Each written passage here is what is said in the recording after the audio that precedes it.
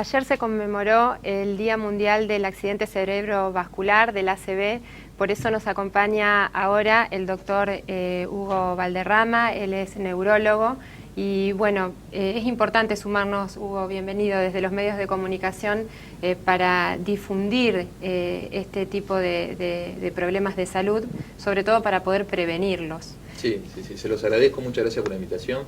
Realmente es muy importante el labor de los medios en difusión porque es una llegada directa de concientización y necesaria, porque lo bueno de la ACV es que el 70, el 80% de los casos, se está hablando de estadísticas de ese tipo, son prevenibles con medidas de cambio de hábitos. Claro. Hábitos que muchas veces no es una cuestión solamente de voluntad, sino que falta información. Principalmente hábitos que tienen que ver con la alimentación y el ejercicio físico, que muchos ya saben, ya está difundido, que cambian la calidad de vida, pero que en números concretos evitan estas enfermedades que son realmente discapacitantes. Inclusive el accidente cerebrovascular es la primera en producir discapacidad, además de muerte, pero producir discapacidad, lo cual afecta no solamente al paciente, sino que hace un efecto dominó sobre la familia e inclusive sobre el Estado, porque es una cuestión costosa. El sistema de salud. Entonces, como ustedes saben, generalmente lo que es prevención termina siendo mucho más barato que las consecuencias una vez que ya se desató la patología.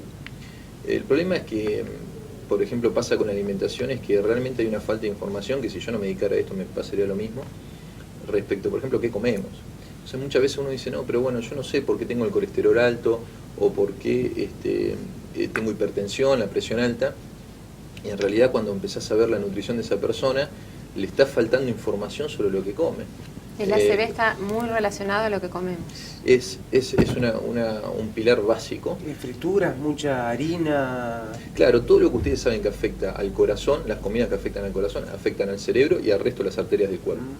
Por eso además que lo importante es que no es solamente para prevenir ACV, sino para mejorar nuestra calidad de vida en general.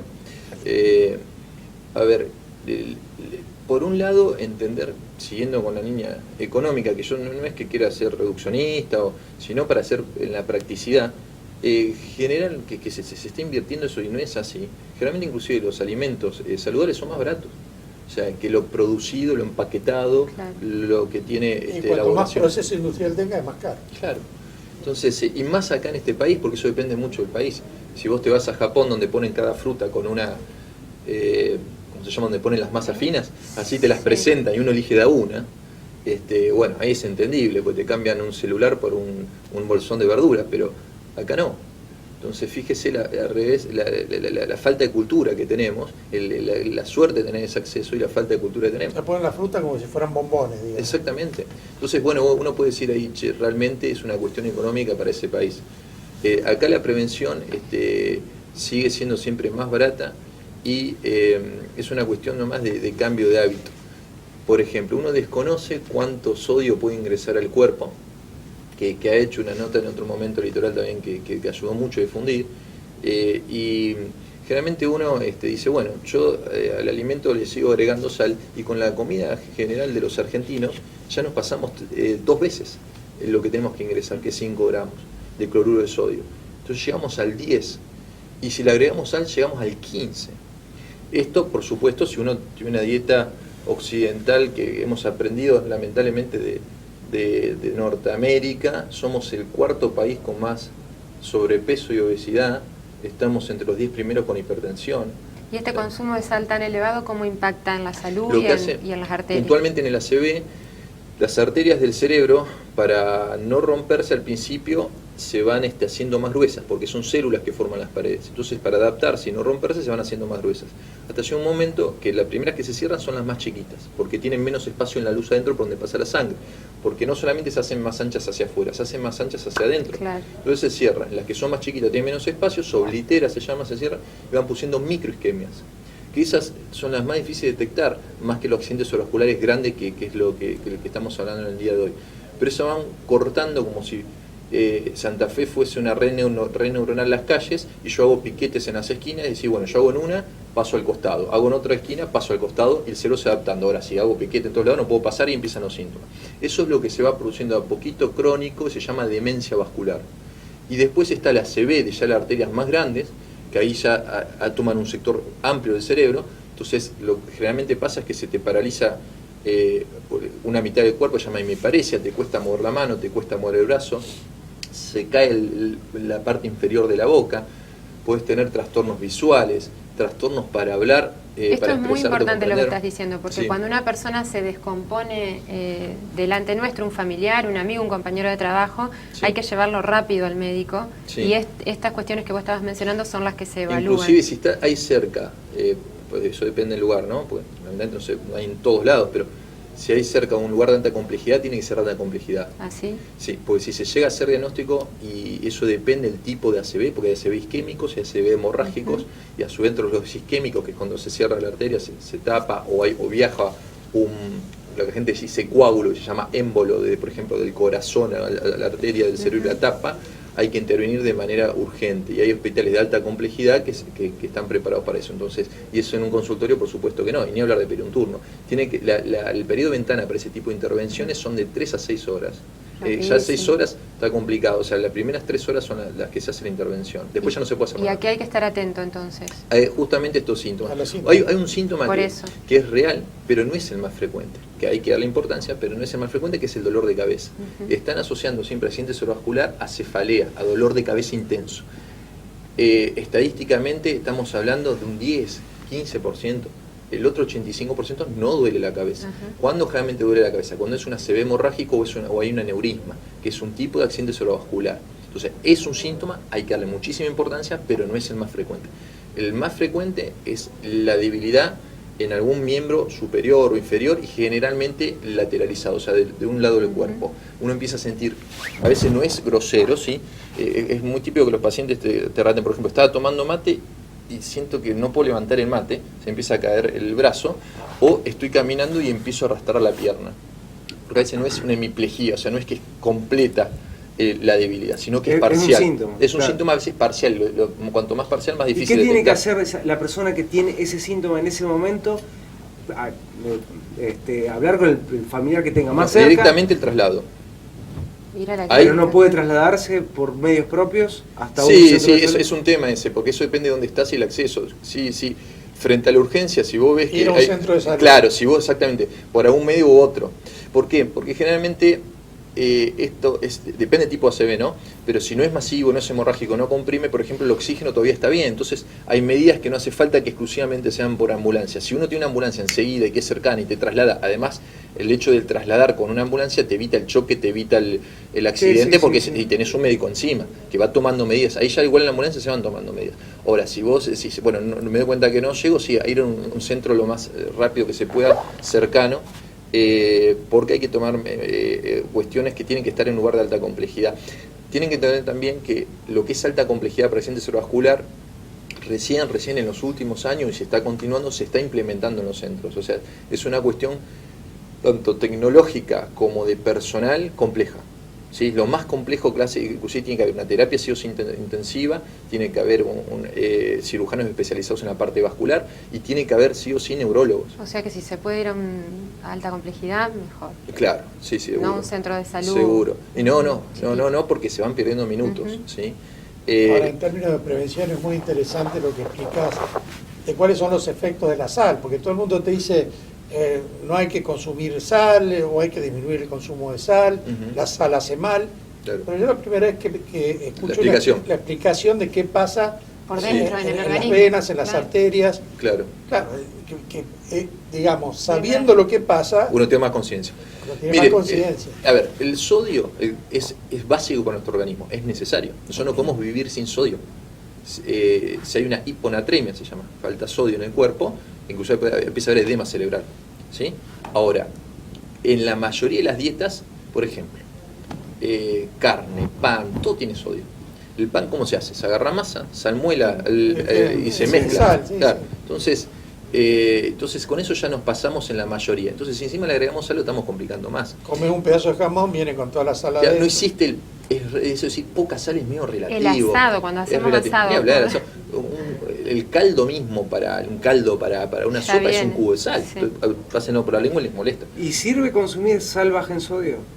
es más cara. Es eso literalmente, es baja en sodio. No, mire, yo el consejo, yo particularmente en mi familia, a partir de uno que se va impregnando este conocimiento y trata de hacerlo el hábito, ya mis hijos, por ejemplo, ya no consumen sal de que nacieron. Ahora, porque nuestra dieta tampoco es la ideal. O sea, cuando vos te empezás a hacer una dieta ideal, le podés empezar a poner sal porque es necesario, porque porque quizás te quedás por debajo de los 5 gramos. Si vos sos exclusivamente vegetariano, te va a faltar sodio, tenés que ponerle sodio. O te va a faltar o va a estar ahí, depende de lo que comas. También, ojo, yo estoy dando consejos nutricionales generales. Sí. Primero, que no es mi especialidad, tienen que ir a un nutricionista. ¿Sí? Segundo, yo estoy dando lo general que sé como médico. Claro. Después, hay que un especialista, un nutricionista, y el nutricionista se hace de forma individual. Es una indicación bien precisa. Sí, de acuerdo al no hay una peso, dieta la edad. Todo, general. al ejercicio, la edad, el peso, las patologías previas, eso es lo que hace un nutricionista. Pero lo que estoy dando es consejos generales. Y sí, en lo general comemos mal. Y tenemos falta de conocimiento. Decimos, es muy gracioso, como nosotros los argentinos tratamos de disminuir. Decimos, bueno, pero yo me comí unos bizcochitos con unos matecitos. Decimos diminutivo para que parezca menos, ¿viste? Como que si son bizcochitos. Y en realidad Te bajaste te bajaste un cuartito de bizcocho, y que si te pones a comparar es casi media hamburguesa de la marca conocida de la cantidad de grasa y sal. Hugo, Ese cuarto kilo de bizcocho tiene cualquier cantidad de sal. De grasa y sal. Agarren una servilleta, le pasan así, lo apretan y te dan cuenta. No es que esté mal comer bizcocho, el tema es la cantidad. Y es muy difícil, y está el hábito y la capacidad de decir cómo me voy acomodando para comer. Hugo, y el cigarrillo, el Sí, alcohol el en tabaco, exceso. el alcohol, la falta de ejercicio físico, el sedentarismo, ¿sí? En ese orden. Y nombro tanto el tema de la sal porque la hipertensión es el principal factor de riesgo para accidente cerebrovascular. ¿Sí? Por eso no empecé por ahí, pero todo lo que estás nombrando también es básico. Pero digamos que en ese orden. Claro, primero. O sea, si vos decís que tengo que sacarme de encima, inclusive han publicado acá en el litoral los factores de riesgo, como se pueden medir más o menos con escala, es una cuestión orientativa para tomar conciencia de qué porcentaje tengo de probabilidad de que me pase esto. La hipertensión es siempre el que más puntea. Y no tanto inclusive, que no es que no hay que darle importancia, no tanto el pico, sino la cronicidad, que va pasando esto en las arterias, que yo digo que progresivamente se van tapando, ¿sí? Además te afectan los riñones, te afecta el corazón. Y se nota que además, es una severidad. para todas las edades, no es para solo la gente Mientras que grande. vos tengas esos 5 gramos por día de sodio que son necesarios, que son básicos, y así si tenés menos de 5 te afecta también lo mismo que si tenés de más, digo peor. O sea, tenés que cubrir esos 5 gramos. Y el tema es que lo cubrimos y generalmente nos recontrapasamos, ¿sí? Entonces sí, eso es una indicación de Eso es lo que hábito vos de ves vida. en la Sí, consulta lo que acá se en ve la ciudad. en la consulta y lo que se ve en la Es estadística. la estadística. Se ve en la estadística, pero no lo llegan a transmitir bien porque no se entiende. Por ejemplo, hasta hay una forma de comunicarlo mal. En la OMS ponen, porque son los sobrecitos a veces que vienen de sal, son de 2,5 gramos. Entonces te ponen, no puedes consumir más de 2 sobrecitos. Lo que no está diciendo que esos sobrecitos se lo pones a una comida ya salada. Claro. Por ahí la forma en que lo explica. Entonces hay gente dice, bueno, poniendo 2 sobrecitos no me estoy pasando. Sí, si ya te estás pasando con la comida, encima le metes más. No, y el consumo de alimentos procesados, la OMS la semana pasada advirtió sobre el Claro. aumento en América Latina y en Argentina puntualmente del consumo de alimentos Tiene procesados. todo sodio, las gaseosas Claro. tienen sodio a lo bestia. Yo te escucho y me imagino el asado del domingo, Ujú. que ya al asado se le pone sal. Sí.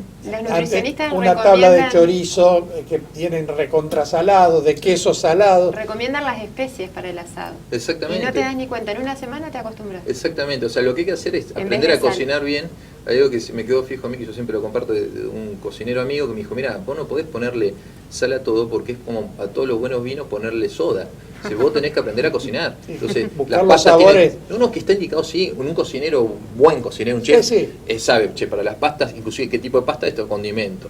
Para los pollos este condimento, para las carnes este condimento. Y si cualquier lado vas y hay 20 especias. Sí, claro. Lo que Son pasa es que nunca sabemos qué naturales. son, ¿no? Siempre estamos mirando los frasquitos y los tenemos ahí de adorno. Pero hay que Comprarlo aprender, a las y además que es especies lindo.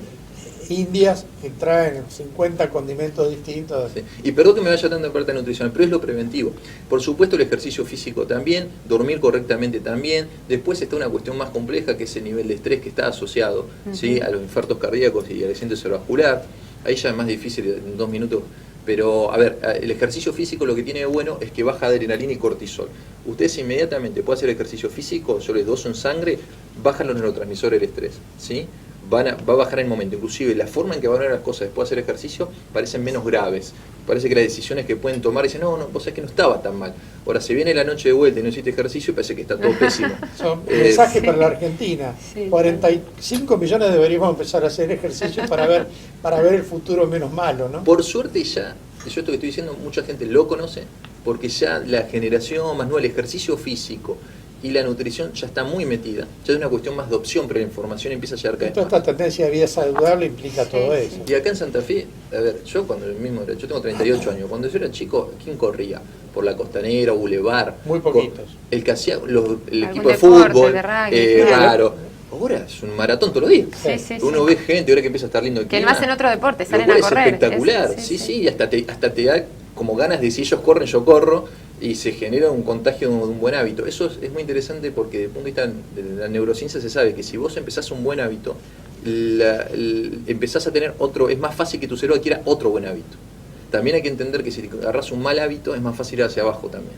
¿Tiene alguna influencia en este estilo moderno de vida, la medicalización de lo que se llama la vida moderna, Sí. el consumo por ahí no prescripto de psicotrópicos como clonazepam o como escitalopram o como otras drogas psicotrópicas Sí. en la generación eventual de accidentes cerebrovasculares? Bueno, puntualmente con eso, a ver, sí. ¿Cuál primero? Es un desastre. Pregunto, sí. Sí, y es un desastre y tendría que estar incluso hasta denunciado. O sea, ninguna persona puede adquirir supuestamente un medicamento sin de forma prescripción legal, sin prescripción. Entonces, siempre tenía que haber un responsable. Algo pasó ilegal en ese transcurso que se llegó a una persona a tener una droga sin una prescripción médica. Eso para empezar. Y después sí, los medicamentos tienen efectos adversos por todos lados porque todavía no encontramos la vuelta para que vos decís, bueno, yo voy a determinado receptor del cuerpo exclusivamente y que a su vez ese receptor no tenga funciones sobre distintos sectores. Realmente nosotros tenemos receptores, es muy complejo nuestro mecanismo y por eso la falla de los medicamentos. Ahora, ¿cuándo se aprueba un medicamento? Cuando entre la balanza, vos decís, esto le está pasando a este cuerpo, a esta persona, y yo con este medicamento tengo, a pesar del efecto adverso, este beneficio. Y ahí está la decisión del médico compleja de cuándo indicarlo. Ahora, el médico cuando va a indicar esto, tiene que dar todos los otros consejos, y si es que hay tiempo, porque a veces no hay tiempo de indicar la medicación, pues no queda otra. Algo típico que me dicen más relacionado con los psicotrópicos es, por ejemplo, haciendo con la hipertensión, la ACV, y te dicen, yo no soy hipertenso, los pacientes, ¿no? No, usted no es hipertenso. No, yo tomo enalapril, pero no soy hipertenso. Y digo, ¿pero cómo toman enalapril entonces? Me dice, no, pero por eso toman enalapril y estoy bien. Sí, estoy bien. Claro, lo que tienen que entender es que si vos le estás dando enalapril a una persona, está haciendo, o otro antihipertensivo, que hay muchos, diuréticos, distintos tipos, estás modificando el cuerpo como un motor que lo hace funcionar mal a propósito para que o absorba menos sodio o elimine más líquido para bajar la presión. O sea, y así todo, quizás estás llegando a lo normal. Si uno realmente no es hipertenso y toma un antihipertensivo, te hipotensa, te baja la presión. O sea que si la mantenés bien, sos hipertenso y te está intentando bajar la medicación. Y no son perfectas y tienen fallas. No es que es perfecto, justamente cuando van a los controles por antihipertensivo es porque es muy difícil regularlo de forma externa. Vos tenés un cuerpo armado, un aparatito para que funcione lo más correctamente posible. Desde afuera es más difícil. Y después tenemos factores que no podemos controlar ni nosotros cambiar, digamos, la edad. Hay factores, raza, edad, sexo, que son inmodificables, que eso por eso mucho no hablamos porque no se puede hacer nada. Lo que no hay que sumar es lo pero otro. Sí, un error sumar es información para los que podemos corregir. Exacto. Otro error típico es decir, bueno, yo tengo la genética de todos obesos, hipertensos o con cualquier enfermedad. Entonces, de última, no importa lo que haga porque la genética la tengo. No, al contrario. Si vos tenés el factor de riesgo de la genética, no te sumé más número para tener la enfermedad. Tenés que cuidarte más que el que no tiene la genética. Pero fíjense cómo el razonamiento lo invertimos. Sí. Bueno, eso es todos los días. Y lo que me decías de los psicotrópicos puntualmente, sí, hay un exceso a nivel mundial, pero por eso, por una falta del otro tratamiento no farmacológico, que es básico. El ejercicio físico no es por una cuestión de moda, es porque nosotros antropológicamente somos un cuerpo primitivo que antes cazábamos, corríamos para cazar, cultivamos y necesitamos mover esta máquina. Esto es un medio de transporte yo te hacía esa pregunta porque, claro, justamente vos hablabas del estrés. Sí. Y siempre buscamos el atajo más corto, digamos. Sí. Bueno, no, estoy estresado, Sí. me tomo Tal pastilla. 0,50 de tal cosa Sí. para bajar. Pero sin embargo, si Sí. haces ejercicio físico Sí. regularmente, Sí. no te va a hacer falta. Hay que ser sincero, ese porque si no atajo viene, más a ver, corto. a veces no alcanza, que ahí viene la indicación del Ujú. médico, por más que el paciente haga todo el ejercicio, pero siempre ayuda. O sea, si no van a necesitar más dosis y más efectos secundarios. ¿Cuál es el problema principalmente? No sé si me dan los tiempos, sí, para el ansiolítico. Es que vos estás disminuyendo neurotransmisores de forma no natural. ¿Qué significa? Que hay lugares donde esa adrenalina, ese cortisol sí es necesario y lo estás disminuyendo en todos lados de tu cerebro. Entonces, por ejemplo, no tenés tanta claridad y capacidad de atención para tomar decisiones. Porque a veces la alerta es básico. ¿Por qué nosotros tenemos adrenalina? Porque vos tenés que detectar los miedos en forma habitual y amenazas para tomar decisiones todos los días, más en este país, que tenés que estar así. Entonces, vos bajás, pero lo bajás en todo tu cerebro. Ahí vienen los efectos adversos, ¿sí? En la vida habitual, hasta en la toma de decisiones. Entonces, todo esto es todo, yo estoy hablando todo en general, ahí tienen que ir al neurólogo o al psiquiatra, se analiza, el nutricionista, pero siempre, más allá de que sí o sí hay que empezar por medicación porque lo amerita el cuadro en ese momento, sí o sí tiene que estar acompañado de medidas no farmacológicas. Bien. El consejo básico es reducir los factores de riesgo que son perfectamente evitables. Y se van a hacer, no solamente para evitar una CB, van a que la calidad de vida cambia. Cuando uno Y cuando te alimenta sentís bien, mejor, te querés sentir mejor todavía. y esa es la y calidad uno se empieza a dar cuenta reproductiva. cuántas cosas me perdí, cuántas Gracias, cosas me Hugo. estoy perdiendo. Gracias, Hugo. Muy didáctico como No, gracias siempre. por la invitación. Última pausa, enseguida regresamos.